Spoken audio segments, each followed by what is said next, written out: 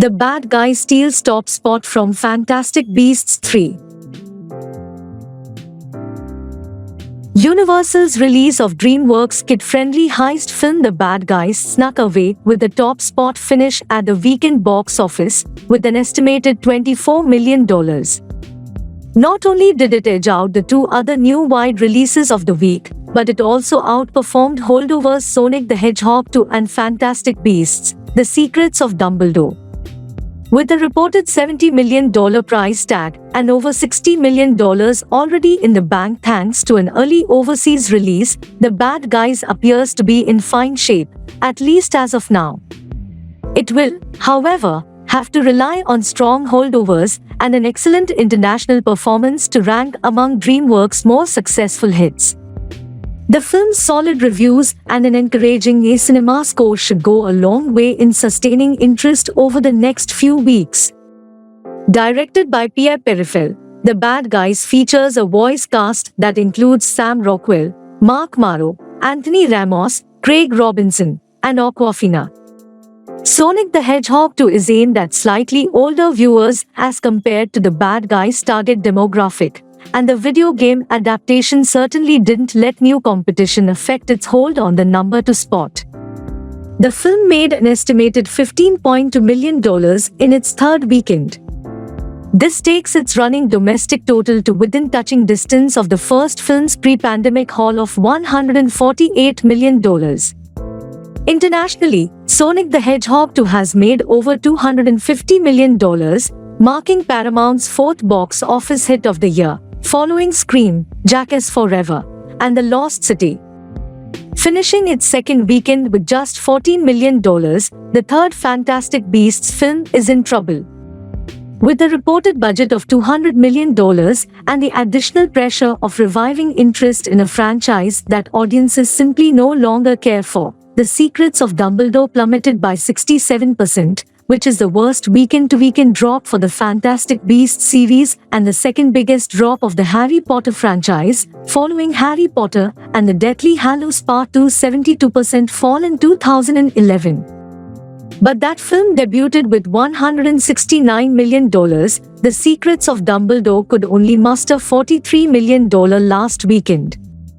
Director Robert Eggers' Viking revenge epic The Northman finished its debut weekend with an estimated $12 million, which is a wonderful result for an arthouse title from Focus Features, but not so great when you take into account its reported $90 million budget. And although the number might be closer to $70 million with rebates, the film will still have to hold exceedingly well to have any chance of turning a theatrical profit. Reviews for The Northman are positive, but there were reports that it didn't test well with audiences, and the B Cinema score certainly doesn't bode well for its future. Rounding out the top 5 was the meta-comedy The Unbearable Weight of Massive Talent, which stars comeback kid Nicolas Cage as an exaggerated version of himself. The film is estimated to have made $7.1 million in its debut weekend and comes with a reported budget of $30 million. Overall business for the weekend came in at around $93 million. Expect the next few days to be quiet, as studios make way for Doctor Strange in the Multiverse of Madness on 6th May. Sonic the Hedgehog 2 continues zooming laps around the global box office. April has been a very healthy month at the box office, and the biggest example of its success has been Sonic the Hedgehog 2. The video game sequel is in its third weekend of release, and the film has made an additional $19 million in 57 markets across the globe. This includes 3 new markets.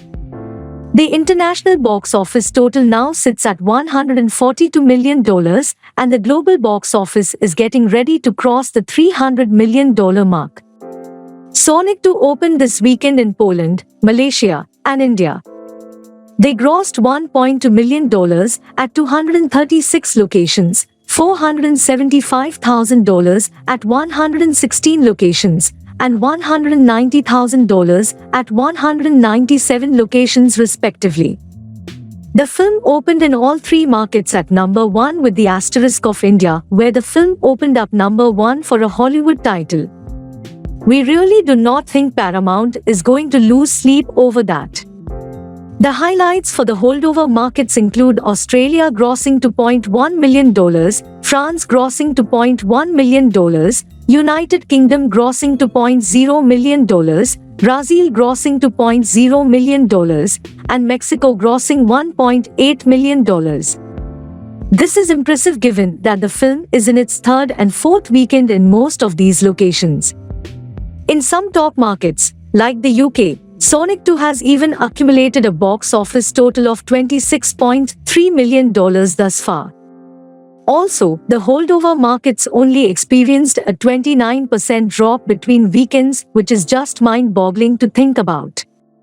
Paramount looks to continue this success as the film is opening in the Middle East next week and Japan on 19th August.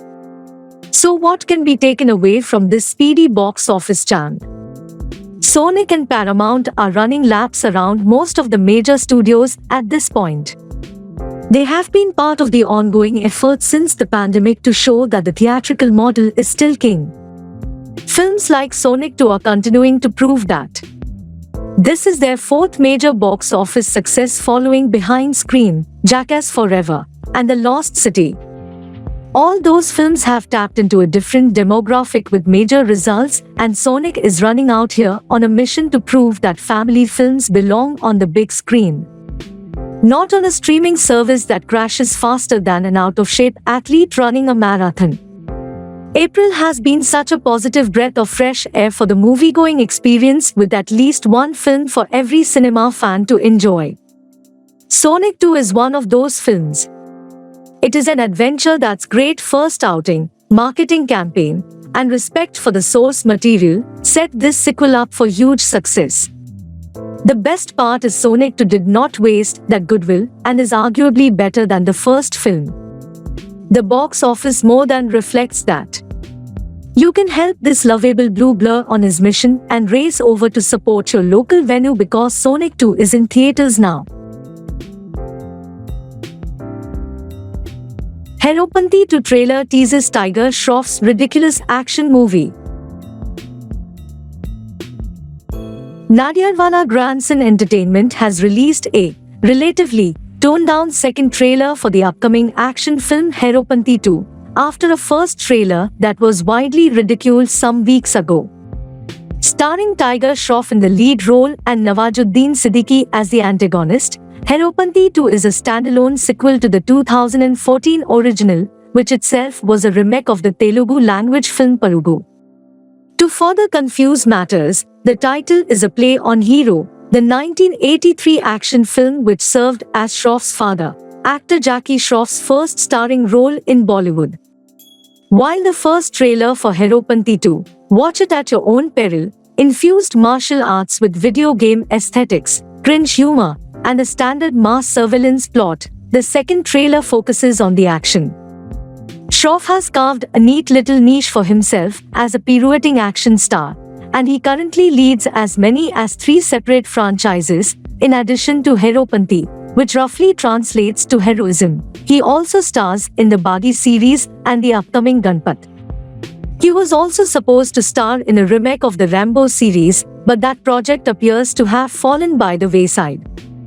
In this new trailer, Shroff's Bablu, a computer genius, is pulled into a mission to serve his country. He is the perfect choice, he says. He has no ties to anybody. He faces off against Laila, Siddiqui's hacker antagonist, who plans to infiltrate the bank accounts of every Indian citizen. Siddiqui, a massively acclaimed actor in the Indian film industry, he was recently nominated for an international Emmy for his performance in Netflix Serious Men, appears to be fully hamming it up as Laila. Although Siddiqui has appeared in a handful of mainstream Hindi movies in the past, it's quite unusual for him to star in a film such as this. Think of it as stunt casting, like seeing Daniel Day-Lewis pop up in the Fast and Furious series. Tara Sutaria, who plays the self-made billionaire Inaya, made her film acting debut with 2019 Student of the Year 2, which also starred Shroff in the lead. She has since appeared in Marjawa and Tadpa. Heropanti 2, which can be described as a mainstream Bollywood masala film, the equivalent of a Hollywood popcorn entertainer, has been drawing criticism for its overt connections to other movies. The posters drew comparisons to the Hitman franchise, while both the first and second trailers appear to have scenes lifted from the recent Shang-Chi and the Legend of the Ten Rings and, perhaps deliberately, considering the title, Jhang Yim's Hero. Directed by Ahmed Khan and featuring music from two-time Academy Award winner A.R. Rahman.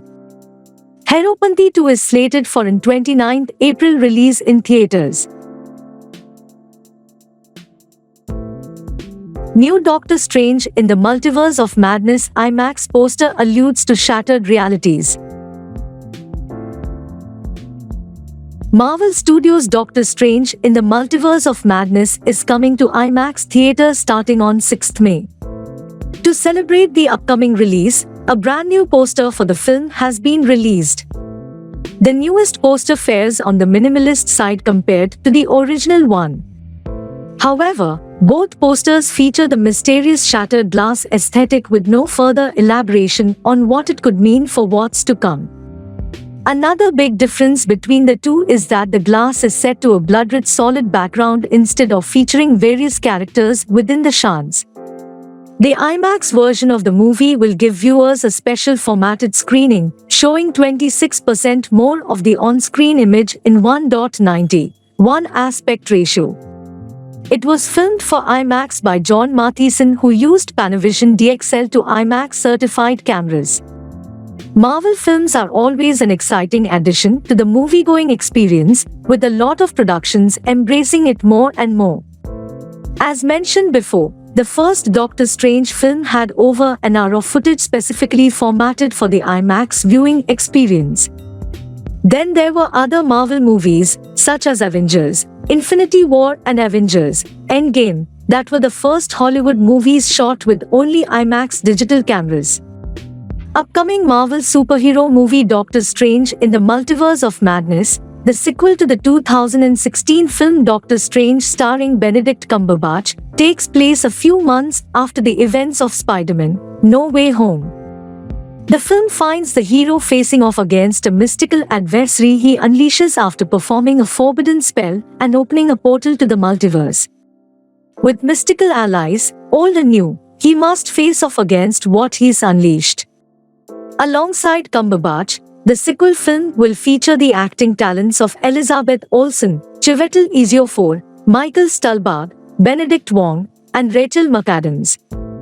Doctor Strange, otherwise known as neurosurgeon Dr. Stephen Strange, was a brilliant if not egotistical surgeon before shattering his hands in a car crash. Unable to accept the loss, and finding Western medicine insufficient, Strange begins looking elsewhere for a cure.